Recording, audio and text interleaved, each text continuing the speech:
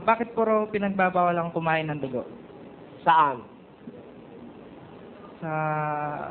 Sa mga sumasampalataya. O mula sa Old Testament up to the New Testament, meron kasing bagay na isinisimboliko ang dugo sa kaligtasan. Ano? It's a sacred thing in salvation.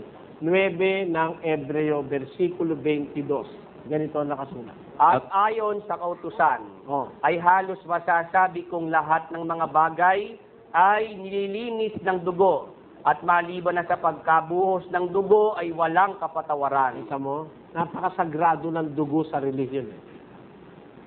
Meron pang siyempre meron pang ibang mga side reasons, ano?